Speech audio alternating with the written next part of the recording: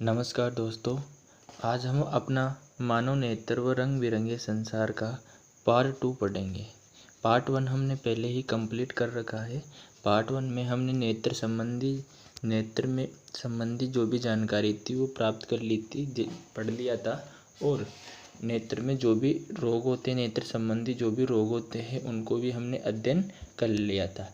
तो जिन्होंने भी पार्ट 1 नहीं देखा वो जाके हमारे पिछला वीडियो देख सकते हैं। हम इसमें अपना अगला पार्ट करेंगे, पार्ट 2। देखो, सबसे पहले हम इसकी परिभाषा पढ़ते हैं प्रिज्म की। देखो, प्रिज्म किसे कहते हैं? प्रिज्म कहते हैं कि किसी कोण पर झुके दो समतलों के बीच गिरे किसी पारदर्शी माध्यम को क्या कहते हैं? प्रिज्म। यानी कि इस प्रकार से ये एक समतल बना देता हूँ, इस प्रकार से ये दूसरा समतल बना देते हैं। इस प्रकार से ये जो झुके रहते हैं दो समतल पे, तो ये जो आकृति बनती है क्या कहलाती है? प्रिज्म कहलाती। और माध्यम कैसा होता है? पारदर्शी माध्यम होता है। देखो, आप चित्र से भी आसानी से समझ सकते हैं। उसके बाद देखो, हम पढ़ते हैं प्रिज्म कोण। उसके बाद अपन क्या पढ़ेंगे? प्रिज्म कोण। प्रिज्म कोण किसे कहते हैं? प्रिज्म कोण उसे कहते हैं कि दो पार्श्वफलकों के बीच जो कोण बनता है उसे क्या कहते हैं? प्रिज्म कोण। यानी कि जैसे ये प्रिज्म है, एक समतल ले लेते हैं, तो एक तो ये फलक और ये फलक ले लेते हैं, जो इन दोनों के बीच ये कोण बनता है, इसे हम क्या बोलेंगे? प्रिज्म कोण कहते हैं। ये जो थीटा कोण बन रहा है इसको हम कहते हैं प्रिज्म कोण कहते हैं। उसके बाद अगला पॉइंट है विचलन कोण।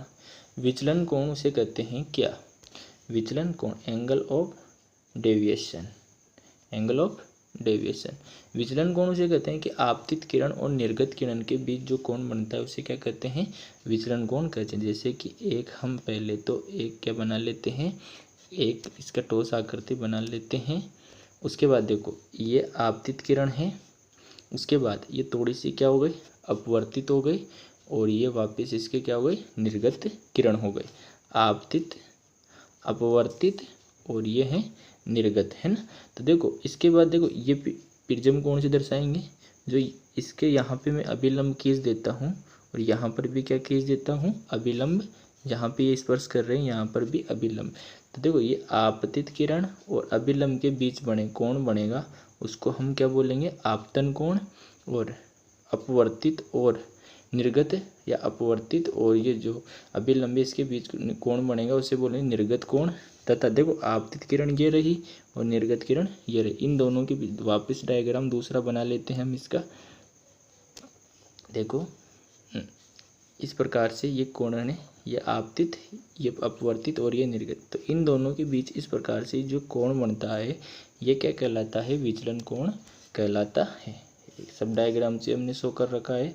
उसके बाद देखो, अगला पॉइंट पढ़ते हैं हम वर्ण विक्षेपण। क्या पढ़ते हैं? वर्ण विक्षेपण। वर्ण विक्षेपण उसे कहते हैं कि जब प्रकाश पुंज को गुजारा जाता है प्रिज्म से जब प्रकाश को गुजारा जाता है तो ये कितने रंगों में बढ़ जाता है? 7 रंगों। इसी प्रकार से जैसे श्वेत प्रकाश को मैं इससे गुजारूंगा प्रकाश को, तो ये इस प्रकार से ये 7 रंगों में बट जाता है। तो ये घटना क्या कहलाती है? हमारी विक्षेपण या वर्ण विक्षेपण कहलाता है। और जो ये इस प्रकार से ये जो बनता है इसे हम कहते हैं स्पेक्ट्रम कहते हैं, या फिर इसको हम कह सकते हैं बैंड कह सकते हैं। क्या कर सकते हैं? बैंड कर सकते हैं। ठीक है।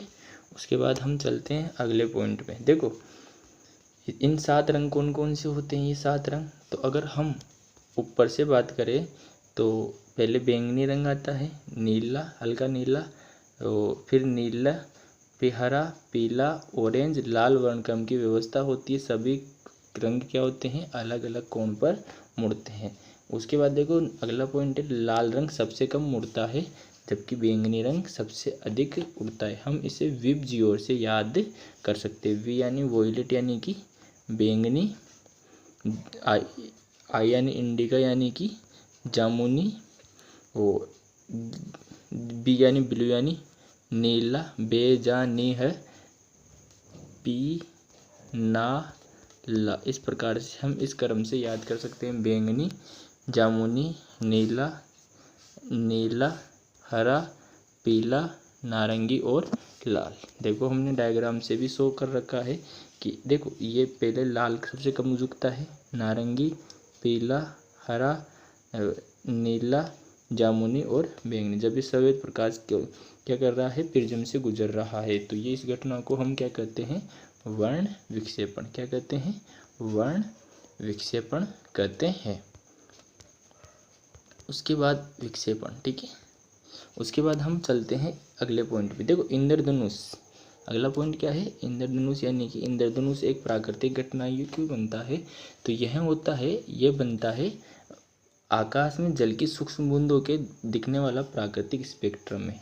यानी कि ये भी वर्ण विक्षेपण का उदाहरण है, लेकिन ये कैसा है, प्राकृतिक है। किसके कारण दिखाई देता है, जल की सूक्ष्म बूंदों के कारण दिखाई देता है। वायुमंडल में उपस्थित जल की बूंदों द्वारा सूर्य के प्रकाश का क्या किया जाता है, इसमें प्रक्षेपण किया जाता है। यानी कि जैसे जल की बूंदें होती है तो उनका प्रक्षेपण कौन करते हैं, सूर्य का प्रकाश। और यह हमेशा किधर बनता है, सूर्य के विपरीत दिशा। मान लो सूर्य इधर है तो ये इसके विपरीत दिशा में बनता हुआ आपको दिखाई देगा। इसमें क्या होता है कि जल की छोटी छोटी बूंदें होती है जो किसकी भांति कार्य करती है, प्रिज्म की भांति कार्य करती है। सूर्य की आपतित प्रकाश की बूंदें अपवर्तित व विक्षेपित करती है। जो सूर्य की बूंदें, सूर्य की किरणें आती है, जो ये जल की बूंदें होती है, तो इनको अपवर्तित तथा विक्षेपित करती है। उसके बाद आंतरिक परावर्तन होता है, फिर उसके बाद वापस पुनः निकलते समय पुनः अपवर्तित हो जाता है। इस प्रकार से एक तो परिक्षेपण घटना हुई और आंतरिक परावर्तन घटना हुई। इस प्रकार से जो प्रकाश पहुंचता है वर्ण विक्षेपण इंद्रधनुष का, वो हमारी आंखों तक पहुंचता है। जैसे कि ये इस प्रकार से जल की बूंद ले लेते हैं, तो यहाँ से ये सूर्य का प्रकाश, मान लो सूर्य का प्रकाश क्या हो रहा है, इधर से आ रहा है, और ये छोटी सी जल की बूंदें, तो यहाँ से टकराने के पश्चात क्या हो जाता है, ये थोड़ी सी अपवर्तित हो जाती है। अपवर्तित होने के बाद पूर्ण आंतरिक परावर्तन होता है, फिर पुनः अपवर्तित होता है, और इस प्रकार से हमें दिखाई देती है।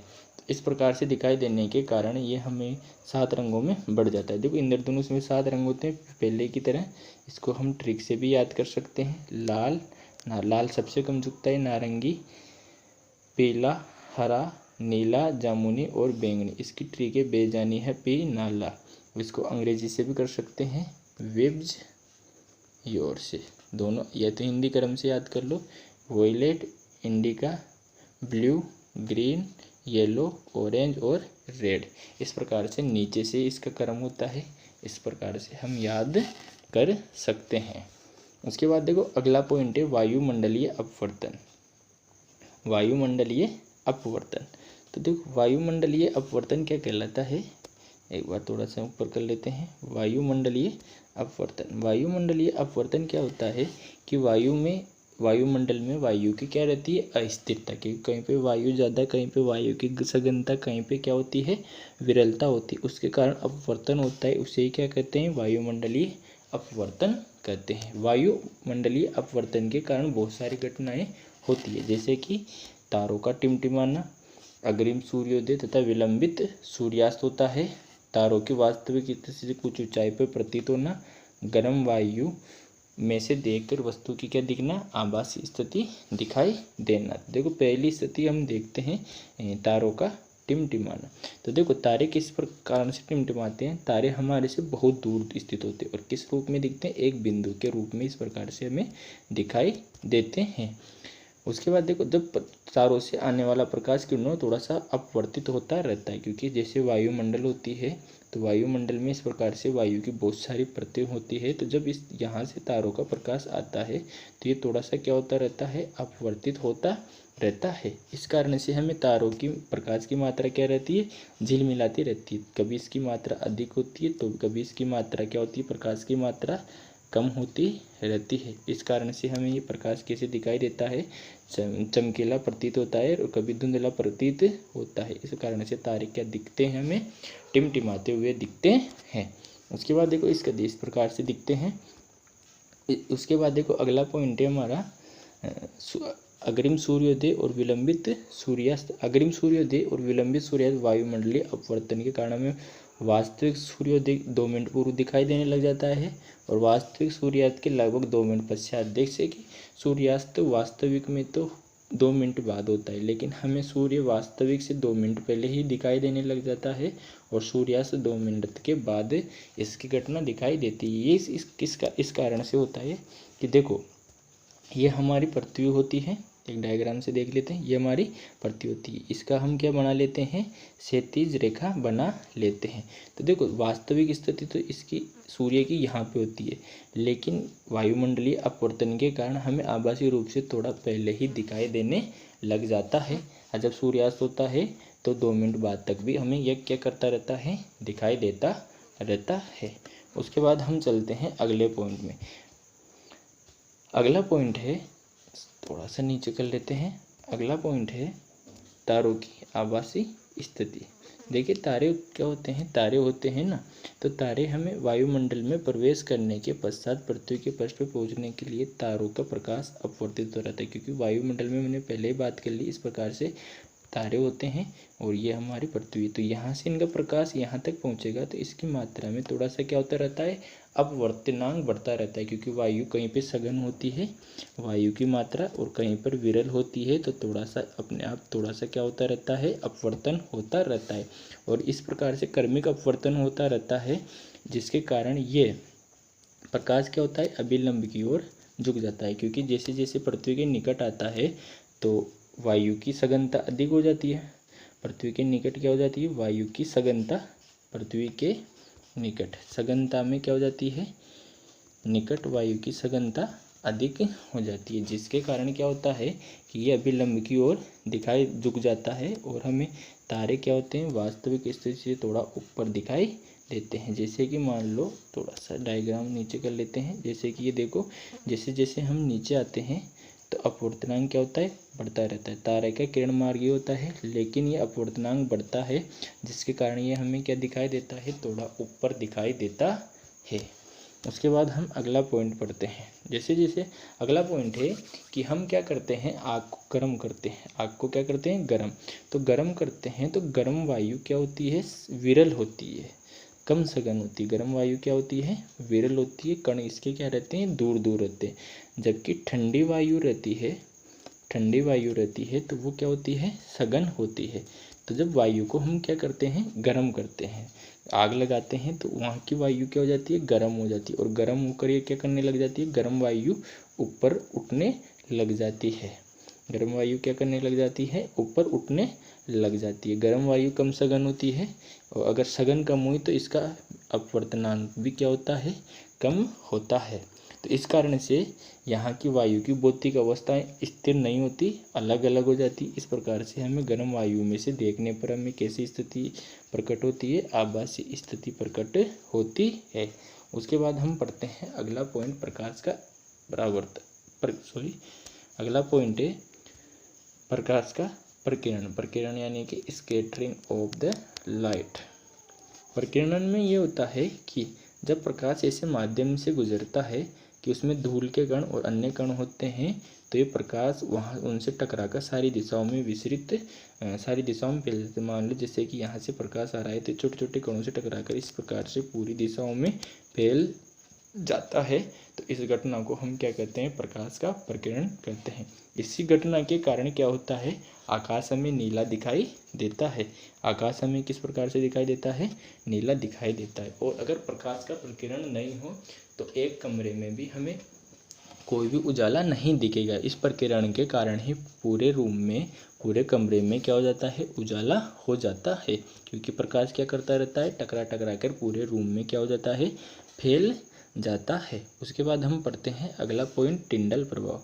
देखो, टिंडल प्रभाव किसे कहते हैं कि जब प्रकाश की किरणपुंज वायुमंडल के महीन छोटे छोटे, बिल्कुल छोटे छोटे, महीन का मतलब बिल्कुल बारीक बारीक धूल या फिर जल या फिर सूक्ष्म बूंदें या फिर धूल के कणों में टकराती है, तो वह क्या करने लग जाते हैं, दिखाई देने लग जाते हैं। इस प्रकार से प्रकाश की किरण आती है तो इसके मार्ग में छोटे छोटे धूल या फिर धुएं या फिर वायु के कण आते हैं, तो ये हमें आसानी से दिखाई देने लग जाते हैं। कोलाइडी कण ये तैरते रहते हैं वायुमंडल में।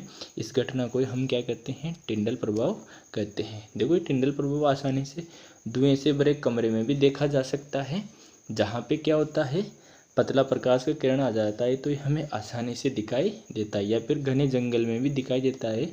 जब सूर्य का प्रकाश आता है तब हम उसको उसमें से धूल धुएं के कण को आसानी से देख सकते हैं। देखो हमने ये एक जंगल का इमेज लिया है। देखो जंगल में यहाँ पे प्रकाश का किरण आ रहा है, तो यहाँ से इस किरण पुंज में से ये छोटे छोटे धूल धुएं के कण आराम से हमें दिखाई देते हैं। इसको हम क्या कहते हैं, टिंडल प्रभाव कहते हैं। उसके बाद देखो कुछ क्वेश्चन लेते हैं। पहला क्वेश्चन है, तारे टिमटिमाते हैं किंतु ग्रह क्यों नहीं टिमटिमाते। तो देखो तारे क्या होते हैं, ग्रह नज़दीक होते हैं, जबकि तारे क्या होते हैं, हमारे से बहुत दूर होते हैं। तारे क्या होते हैं, दूर होते हैं। तो यानी कि तारों के घनत्व में स्थायित्व का प्रभाव कम होता है। तारे दूर होते हैं तो यानी कि वायुमंडलीय स्थिरता अधिक होती है, जबकि ग्रह नज़दीक होते हैं। ग्रह क्या होते हैं, नज़दीक होते हैं, यानी कि इसमें अपवर्तनांक में जो भी मान क्रमिक परिवर्तन आता है उतना इफेक्ट नहीं पड़ पाता। इसलिए हमें हमेशा ग्रह कैसे दिखाई देते हैं, जलते हुए दिखाई देते हैं बिल्कुल, और चमकते हुए दिखाई देते हैं, जबकि तारे कभी जलते हुए कभी धुंधले यानी कि चिलमिलाहट अनुभव होता है, और तारे टिमटिमाते हुए दिखाई देते हैं। उसके बाद देखो अगला क्वेश्चन है बादल, अगला क्वेश्चन है आकाश नीला क्यों दिखाई देता है। देखो आकाश नीला दिखाई देने के यही कारण है कि देखो सफ़ेद रंग की सूर्य सफ़ेद रंग का प्रकाश होता है, इसमें सभी रंग होते हैं। अधिक तरंगदैर्घ्य वाले प्रकाश की प्रकिरण नहीं होती, जिनकी तरंगदैर्घ्य यानी कि लैम्डा का मान अधिक होता है उनका प्रकिरणन नहीं हो पाता है ना। तो जो नीले रंग का होता है उसकी लैम्डा का मान क्या होता है, कम होता है। तो यह वायु के कणों को जिसका कम होता है वही प्रकिरण बिखरा हुआ दिखाई देता है, और इसी कारण से हमें आकाश क्या होता है, नीला दिखाई देता है। उसके बाद अगला कारण है, जब सूर्यास्त होता है या फिर सूर्योदय होता है तो सूर्य लाल क्यों दिखाई देता है। देखो हमने पहले पढ़ा है सूर्य सफ़ेद किरणें होती है, तो ये सफ़ेद किरणें 7 रंग जैसे बैंगनी, जामुनी, नीला, हरा, पीला, नारंगी या फिर लाल रंगों से बनी होती है। तो ये दोपहर के समय तो सीधी पड़ती है, लेकिन सुबह शाम इनको क्या करनी पड़ती है, दोगुनी दूरी तय करनी पड़ती है। दोगुनी दूरी तय करनी पड़ती है, तो दोगुनी दूरी में देखो नीले रंग तो पहले ही बिखरा हुआ था, दोगुनी देरी करने के लिए जैसे सबसे कम प्रकिरण किसका होता है, लाल रंग का होता है, क्योंकि इसकी तरंगदैर्घ्य क्या होती है, सबसे अधिक होती है। इसी कारण से हमें सुबह और शाम के समय सूर्य कैसा दिखाई देगा, सूर्य जब सूर्यास्त तो सूर्योदय होगा तो हमें लाल दिखाई देता है। उसके बाद देखो अगला प्रश्न है, ऊंचाई पर उड़ते हुए यात्रियों को आकाश काला क्यों दिखाई देता है या काला क्यों प्रतीत होता है। तो इसका उत्तर है कि इतनी ज़्यादा ऊंचाई पर होते हैं तो वहाँ पे वायुमंडल या फिर प्रकिरणन नहीं हो पाता, वायुमंडल उपस्थित नहीं होता, वायु की परतें नहीं होती, तो प्रकिरण नहीं हो पाता, जिसके कारण हमें कोई सा भी रंग नहीं दिखाई देता। अतः हमें आकाश कैसे दिखाई देगा, काला रंग का दिखाई देता है। उसके बाद देखो अगला प्रश्न है, खतरे के संकेत को लाल रंग का क्यों होता है। खतरे के संकेत को लाल रंग का इसलिए करते हैं क्योंकि इसका देखो प्रकीर्णन सबसे कम होता है। लाल रंग का क्या होता है, प्रकीर्णन सबसे कम होता है, यानी कि इसको दूर से भी देखने पे झिलमिलाहट अनुभव नहीं होगी, ये सब आराम से बिल्कुल साफ दिखाई देगा। इसी वजह से खतरे को क्या बनाते हैं, लाल रंग का बनाते हैं। उसके बाद देखो अगला प्रश्न है, बादल सफ़ेद क्यों होते हैं। तो बादल को सफ़ेद होने का कारण है कि बादल किसके बने होते हैं, पानी की बूंदों के बने होते हैं। तो इसकी देखो सभी रंग अपवर्तित होती रहती है, कई भागों में बढ़ जाते, सारे रंग धीरे धीरे बढ़ जाते हैं, और इस बढ़ने के कारण हमें कोई सा भी रंग नहीं दिखाई देता है। तो कोई सा भी रंग दिखाई देता है तो कौन सा रंग बचता है, केवल सफ़ेद रंग बनता है। इस वजह से हमें बादल कैसे दिखाई देते हैं, सफ़ेद दिखाई देते हैं। इसको दूसरे प्रकार से भी हम पढ़ सकते हैं कि बादल किसके बने होते हैं, सूक्ष्म बूंदों के बने होते हैं। ये बूंदें की तरंग सीमा, इनकी बूंदों की तरंगदैर्घ्य सीमा अधिक होती है। जब सफ़ेद प्रकाश इनसे टकराता है तो सभी दिशाओं में परावर्तित या प्रकीर्णित हो जाता है। क्योंकि सभी रंग का मान अधिकतम होता है, इसलिए हमें केवल सफ़ेद रंग शेष बचता है, और श्वेत रंग हमें क्या पड़ता है, दिखाई देता है। इस प्रकार से हमने यह प्रश्न भी कर लिया है। इस प्रकार से हमने ये सारे चीज़ें देख ली है। धन्यवाद हमारा वीडियो देखने के लिए, और प्लीज़ जिन्होंने भी हमारा चैनल सब्सक्राइब नहीं करा है तो उन्होंने प्लीज़ सब्सक्राइब कर ले, लाइक एंड फॉलो करें, हमारा हौसला अफजाई करें, ताकि हम ज़्यादा से ज़्यादा आपके लिए और वीडियो बनाएं। धन्यवाद।